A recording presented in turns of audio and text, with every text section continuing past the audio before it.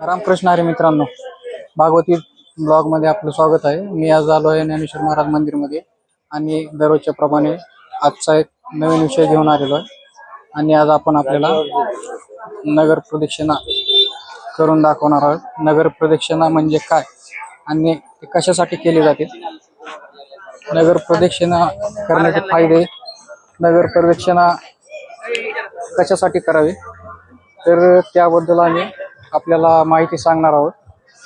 मित्रांनो, नगर प्रदक्षिणाचा रोड कुठून आहे, नगर प्रदक्षिणा का केली जाते याबद्दल आपण आपल्याला माहिती सांगणार आहोत।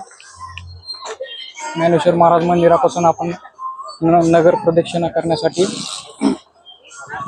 चाललेलो आहोत। जस्ट आपण मंदिराच्या बाहेर पडत आहोत।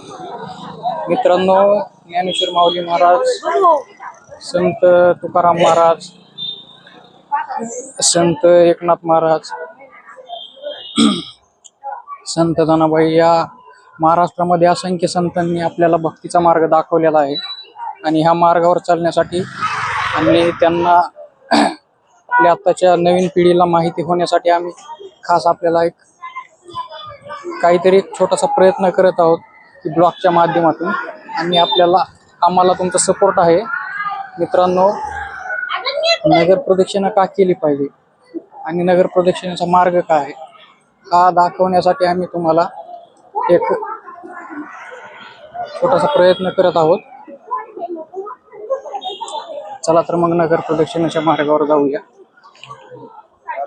नगर प्रदक्षिणा का करावी, त्याबद्दलचा इतिहास काय आहे, नगर प्रदक्षिणा का केली जाते याबद्दल सांगण्याची छोटीशी माहिती आहे। संत ज्ञानेश्वर महाराज आळंदी या ठिकाणी वयाच्या 21व्या वर्षी समाधी घेऊन इंद्रायणी काठी माऊली विराजमान झालेले आहेत आणि हा जो रोड आहे, माझ्या मागे पाहू शकता, हा रोड जातो चाकण चौकाकडे आणि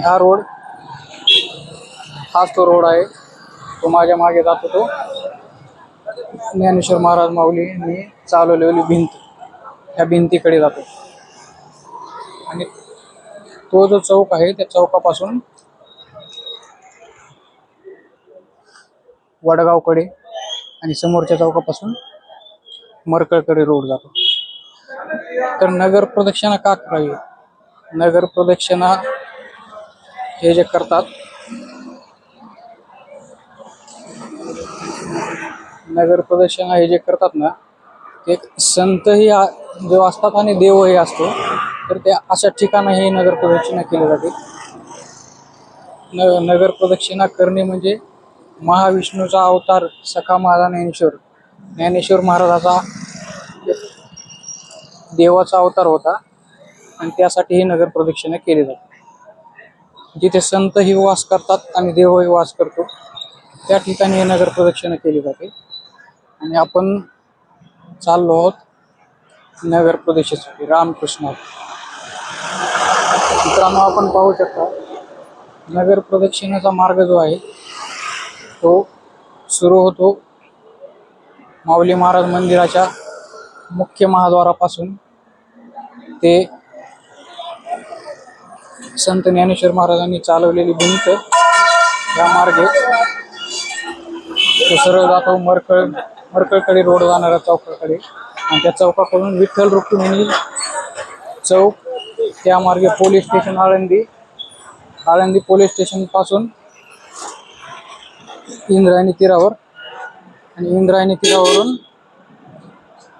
थेट माऊली महाराज मंदिराकडे आपण आलेलो आहोत। रंगनाथ महाराज मंदिर, रामकृष्ण हरी। तर पुढे जाऊयात ज्ञानेश्वर माऊली महाराज यांनी चालवलेल्या भिंतीकडे। तर नगर प्रदक्षिणा कुठे केली जाते, जिथे देवाचाही वास असतो आणि संताचाही वास असतो अशा ठिकाणी ही नगर प्रदक्षिणा केली जाते। आपण पाहू शकता नगर प्रदक्षिणा करण्याचे तर हे वारकरी जे वारीसाठी येतात, पंधरवाडी असेल, आषाढी एकादशी असेल, वार्षिक एकादशी, अगर पंधरवाडी एकादशी, या ज्या एकादशीसाठी वारकरी येतात आणि जो वारकऱ्यांना घालून दिलेला जो नियम आहे तो हे नगर प्रदक्षिणामध्ये येतो. ते नगर प्रदक्षिणा केलीच पाहिजे, कारण त्या नगर प्रदक्षिणेचे फायदे पण आहेत. तो संतांचा नियम आहे. नगर प्रदक्षिणा करणे म्हणजे त्याचे महत्व आहे. हा जो रोड आहे, आपण आलो ज्ञानेश्वर महाराज माऊलींनी जी भिंत चालवली, त्या चालवलेल्या भिंतींच्या मंदिरापाशी आलेलो आहोत. तर मी आज आपल्याला दाखवणार आहे ज्ञानेश्वर महाराज माऊली यांनी चालवलेली भिंत. माझ्या मागे पाहू शकतो, हे जे वारकरी जात आहेत ते नगर प्रदक्षिणा करण्यासाठी जात आहेत. आणि आपण आज आहोत नगर प्रदक्षिणा रोडवरच. ज्ञानेश्वर महाराजांना या आळंदीमध्ये कधी काळी नाकारलेले होते. आज आपण पाहू शकता माऊलींना डोक्यावर घेऊन नाचत आहेत लोक.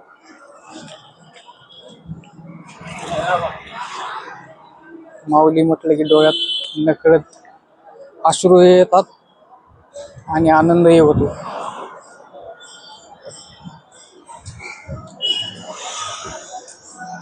मित्रांनो, खरंच भाग्यवान आहे मी की माऊलीबद्दल काहीतरी सांगण्याचा प्रयत्न करत आहे. माऊलीबद्दलची माहिती तुमच्यापर्यंत पोहोचवण्याचा प्रयत्न करत आहे. हाच तो रोड आहे आणि माझ्या मागे पाहू शकता ज्ञानेश्वर महाराज माऊली यांनी चालवलेली हेच ते भिंतीचं मंदिर आहे. संत ज्ञानेश्वर महाराजांनी चालवलेली ही भिंत. जेव्हा चांगदेव महाराज भेटण्यासाठी माऊलींना वाघावर बसून नेतात आणि माऊलींना बोलवतात, तेव्हा माऊलींनी त्याच त्या भिंतीवर आपल्या चारी भावंडाला बसून हीच भिंत घेऊन चांगदेव महाराजांना भेटायला आले होते. ह्याच भिंतीजवळ आहोत. आपण पाहू शकतात माझ्या मागे आहे ज्ञानेश्वर महाराजांनी चालवलेली हीच ती भिंत आहे. आपण नगर प्रदक्षिणा रोडवर आहोत आणि हा जो चौक आहे तो वडगाव चौक आहे. या चौकातून हा एक रोड वडगावला जातो. त्याच्या समोरचा जो समोरून जे जातो तो नगर प्रदक्षिणा रोड आहे. आणि माझ्या मागे पाहू शकतात हीच ती संत ज्ञानेश्वर महाराज माऊली यांनी चालवलेली हीच भिंत आहे.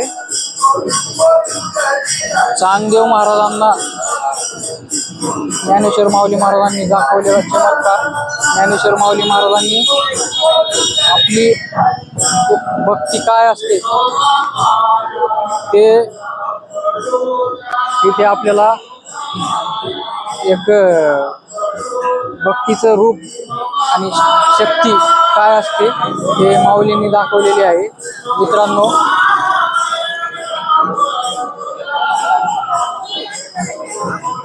तर चला आपण जाऊया पुढे.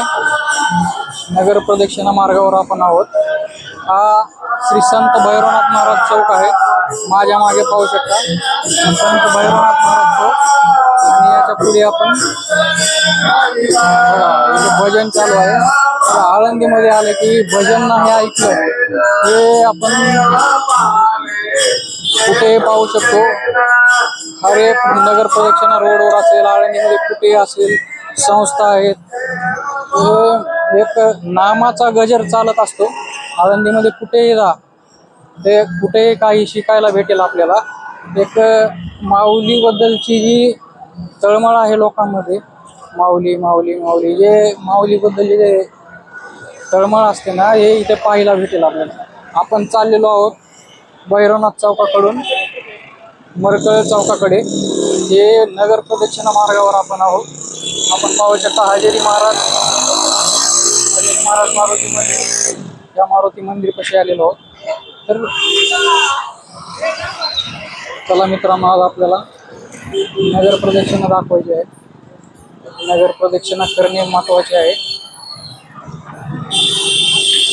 आपण पोहोचलेलो आहोत ज्ञानेश्वर महाराज माऊली मंदिर आळंदीमध्ये. आणि आपण आज नगर प्रदक्षिणा मार्गावर आहोत. नगर प्रदक्षिणा करणे हे अतिशय महत्त्वाचे आहे, कारण जेव्हा संताच्या रूपामध्ये देव येतो आणि काहीतरी असं अद्भुत चमत्कार करून दाखवतो, वयाच्या 21व्या वर्षी समाधी घेणे म्हणजे अद्भुत कार्यच आहे. तर आज आपण आलेलो आहोत नगर प्रदक्षिणा मार्गावर आणि हा मरकळ चौक आहे रामकृष्णारी. तर नगर प्रदक्षिणा करणे हे वारकऱ्यांचा हा घालून दिलेला एक नियमच आहे. जेव्हाही वारकरी आळंदीमध्ये येईल, दर्शन घेईल, आणि वारकरी आळंदीमध्ये दर्शन घेतला आणि नगर प्रदक्षिणा केली नाही असं होणारच नाही, कारण तो एक नियम आहे. आळंदीमध्ये येणे, दर्शन गेले आणि त्याला लागूनच नगर प्रदक्षिणा करणे. नगर प्रदक्षिणेचा मार्ग हा एक 4 ते 5 किलोमीटरचा अंतर आहे, जे आपण आज नगर प्रदक्षिणा मार्गावर आहोत. आपण पाहू शकता मागला चौक तो मरकळ चौक आहे. तो मरकळ रोडला जातो, मरकळ गावाकडे जातो. इकडे मरकळ MIDC पण आहे आळंदीची. आणि आज आपण चाललेलो आहोत नगर प्रदक्षिणा मार्गावर. हा समोरचा जो आहे विठ्ठल रुक्मिणी चौक आहे. विठ्ठल रुक्मिणी चौका नंतर आळंदी पोलीस स्टेशन, आणि आळंदी पोलीस स्टेशन पासून आपल्याला जायचे आहे इंद्रायणी तीरावर. तर आपण पाहू शकता हा नगर प्रदक्षिणा रोड आहे. तर मित्रांनो, एक तुम्हाला घरी बसल्या बसल्या आम्ही एक काहीतरी दाखवण्याचा प्रयत्न करत आहोत. आळंदीमध्ये काय नवीन नवीन आहे, काय भक्ती मार्गावर काय काय केले जाते. एक संतासाठी, देवासाठी एक जन्माला येऊन काहीतरी केलं पाहिजे, आणि ते करण्यासाठी जो आपला उत्साह आहे, अरे काय पैसे कमवून काय मित्रांनो सांगा तुम्ही. पैसा तर आजही आहे आणि उद्याही आहे, पण काहीतरी जीवनात येऊन युनिक केलं पाहिजे. आणि एक देवाजवळ जाण्याचा मार्ग तो हाच आहे. काहीतरी देवासाठी तुमच्याच्याने 1 तास देणं होत नाही, 2 तास देणं होत नाही, एक 2 मिनिट तरी द्या आणि देवाच्या भक्तीकडे वळा. हा विठ्ठल रुक्मिणी चौक आहे. आपण पाहू शकता हा विठ्ठल रुक्मिणी चौक नगर प्रदक्षिणा मार्गावरील हा विठ्ठल रुक्मिणी चौक आहे रामकृष्णारी. तर आपण जात आहोत आळंदी पोलीस स्टेशन मार्गे इंद्रायणी तीरावर. तर मित्रांनो, सांगायचा उद्देश हाच आहे की जीवनामध्ये येऊन काहीतरी देवासाठी भक्ती मार्गावर जाणे. त्याचा आपण जे करतोय ते आपल्या मित्रांना तरी सांगणे, मित्रांना या मार्गावर वळवणे, हाच एक छोटासा उद्देश आहे. भागवतवीत ब्लॉगच्या माध्यमातून आज आम्ही आपल्याला नगर प्रदक्षिणा घडवत आहोत. तर हा जो रोड आहे तो विठ्ठल रुक्मिणी चौक ते आळंदी बसस्टँड, PMT बसस्टँड हा मार्ग आहे. या मार्गावर आज आपण आहोत, जो की आपण नगर प्रदक्षिणा करत आहोत. तर तुम्हाला सांगण्याचा उद्देश हाच आहे की संत ज्ञानेश्वर महाराज यांनी त्यांच्या जीवनामध्ये आपल्याला सतत कष्ट दिसतात. सतत कष्टातून जो त्यांनी हा डोंगर उभा केलेला आहे, हा जो आपल्यासाठी भावार्थ दीपिका ज्ञानेश्वरी जो हा ग्रंथ आहे, हे एक अमूल्य रत्न ज्यांनी आपल्याला आज दिलेले आहे. ते एक ज्ञानाचा डोंगर आहे, जो कितीही पोकरला, कितीही एक जरी पान वाचलं, एक ओवी जरी वाचली, तरी त्याचा अर्थ आपल्याला सांगणं एवढं कठीण जाईल ना, की ज्ञानेश्वरीमध्ये ज्ञानेश्वर महाराजांनी एवढं ज्ञान दिलंय आपल्याला की ते कमीच पडेल. एका ओवीचा अर्थ सांगणं हे कठीण जाईल आपल्याला. म्हणजे ज्ञानेश्वर महाराज यांनी एवढा आपला ज्ञानाचा भांडारच उभा करून ठेवलेला आहे. आणि एक तुम्हाला सांगण्यात आनंद होतो की ज्ञानेश्वरी हा ग्रंथ सर्वांनी घ्यावा.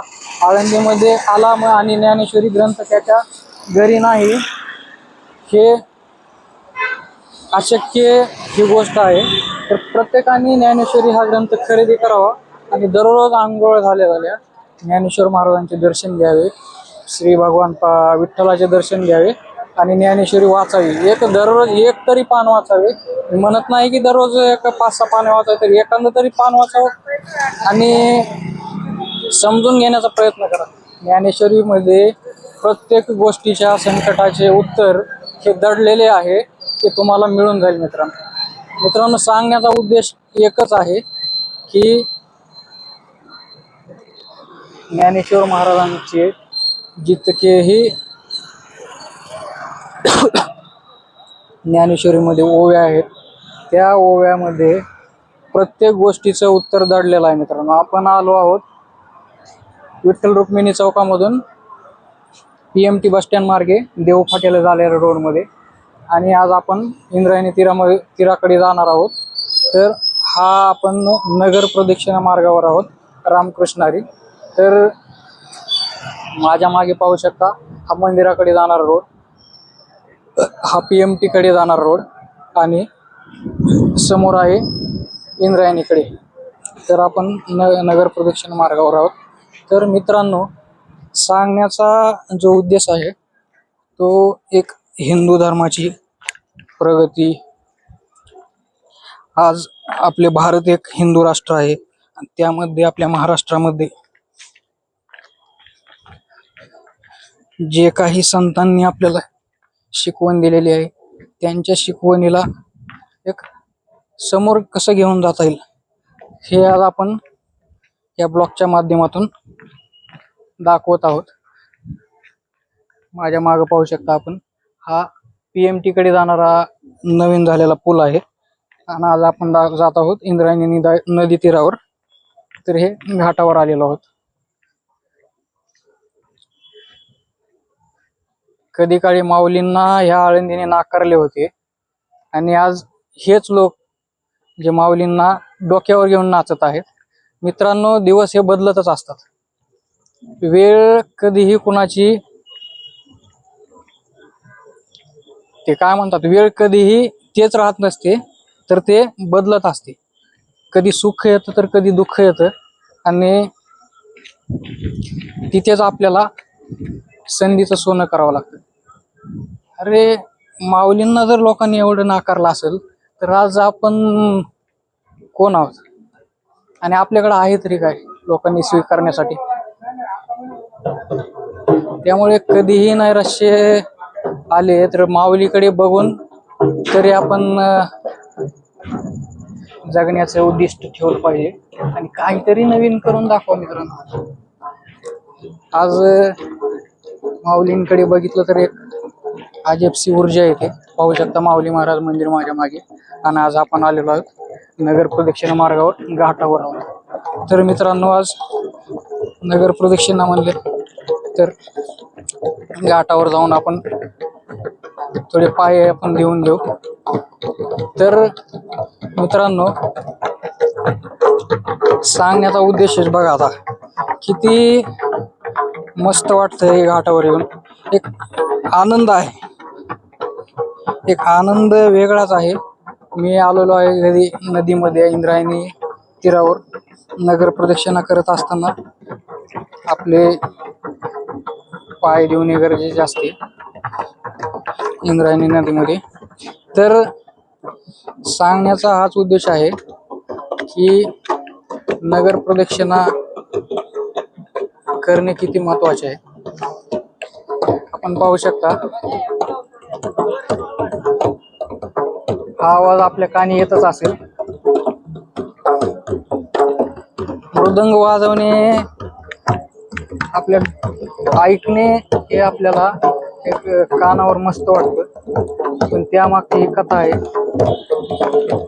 हीच कथा आहे. रात्रभर प्रॅक्टिस करणे, रात्रभर प्रॅक्टिस करणे हे सोपं नसतं. तर त्यामागे ही कथा असते. कारण सकाळ संध्याकाळ हेच हेच सकाळ संध्याकाळ आपल्याला हेच प्रॅक्टिस करावी लागते. आणि ह्या प्रॅक्टिसच्या मागे कुठंतरी आपल्याला कीर्तनामध्ये वाजवायला मिळतात कलाकार. भरत अण्णा पठाळे यासारखे आज आपल्याला कलाकार बघायला मिळतात. तर ही जी प्रॅक्टिस आहे, घरदार सोडून इथे यावं लागते. सकाळी लवकर उठावे लागते. आळंदीमध्ये नदीमध्ये आंघोळ करावी लागते. पहाटे उठावे लागते. तर एक कलेमागे कला ही सहजासहजी मिळत नाही मित्रांनो. कलेमागे भरपूर कष्ट आहेत. मृदंग वाजवणे ही सोपी कला नाही, तर हाडाची काडी करावी लागते. हाडाची काडी केल्याशिवाय कोणतीही कला प्राप्त होत नाही. हाताचे बोट फुटतात मित्रांनो. आई वडिलाला सोडून घरदार सोडून इथं आळंदीमध्ये यावं लागतं. आणि आळंदीमध्ये येऊन सकाळी उठून गुरु जे सांगतील त्या गुरुच्या वचनावर हे पूर्ण विद्या मिळत असते. पहाटे उठून थंड पाण्याने आंघोळ करणे, हे सर्व नियम पाळून मधुकरी मागून हे कला मिळत असते. हे कला सोपी नाही मित्रांनो. आपण आहोत नगर प्रदक्षिणा मार्गावर आणि आज आहोत घाटावर. मित्रांनो, सांगण्याचा उद्देशच आहे, कोणतीही गोष्ट सहजासहजी मिळत नाही.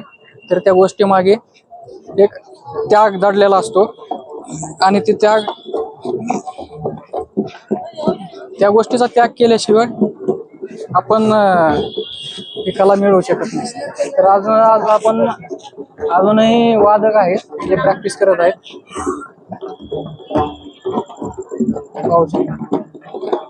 मृदंग वाजवणे शिकणे हे त्यागाशिवाय नाही. तर आपण आज नगर प्रदक्षिणा मार्गावर आहोत आणि जात आहोत.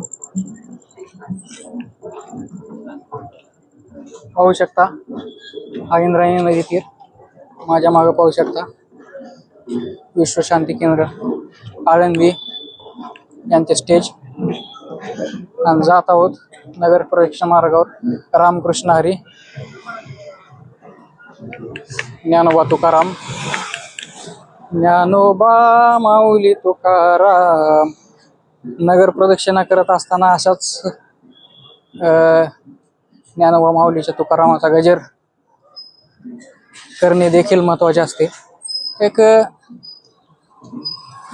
हरिपाठाचं पुस्तक असेल, हरिपाठ म्हणत जाणे, ते तुकाराम महाराजाचे अभंग असतील, अभंग म्हणत जाणे. जर काहीच येत नसेल तर ज्ञानोबा माऊली महाराजांचा गजर हा जरी करत गेले तरी नगर प्रदक्षिणा करणं आणि त्याचं पुण्य हे मिळतं मित्रांनो. तर घाटावरून आता आपण वर आलेलो आहोत. तर एक नगर प्रदक्षिणा करणे महत्वाचे आहे मित्रांनो. संतांनी वारकऱ्यांना दिलेला हा नियमच आहे. नगर प्रदक्षिणाचा नियम हे करणे गरजेचंच आहे. माऊलींचं दर्शन घेतलं, नगर प्रदक्षिणा केली नाही असं होऊ शकणार नाही. संतांनी सांगितलेलं आहे नगर प्रदक्षिणा केली पाहिजे. तर आज आपण जात आहोत नगर प्रदक्षिणा पूर्ण करण्याच्या मार्गावर. आणि जिथून आपण निघालो होतो चाकण चौक ते मरकळ रोडकडे, त्याच रोडकडे आपण फिरून आलेलो आहोत आणि नगर प्रदक्षिणा मार्गावर आलेलो आहोत. तर सांगण्याचा उद्देश असा आहे की हिंदू धर्म वाढला पाहिजे. हिंदू धर्मासाठी आपल्या जवळच्या मित्रांना, आपल्या शेजाऱ्यांना, पाजाऱ्यांना हे आपली जवळची माहिती कळाली पाहिजे.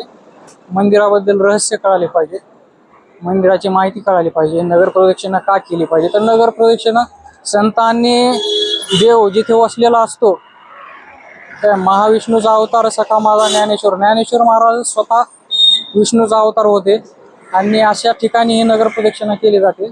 संत आणि देव जिथे असतात तिथे नगर प्रदक्षिणा केली जाते. तर आज आपण आलो आहोत, आपण जिथून निघालो होतो, जिथून स्टार्ट केलं होतं तिथेच आज आपण आलेलो आहोत. तर मित्रांनो, रामकृष्णारी हा जो छोटासा प्रयत्न आहे, हा प्रयत्न एक आपल्या ब्लॉगच्या माध्यमातून, भागवत विथ ब्लॉग याच्या माध्यमातून आपण करत आहोत.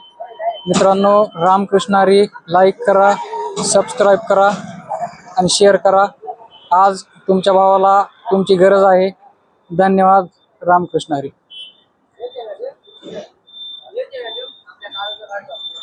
रामकृष्णारी मित्रांनो, धन्यवाद.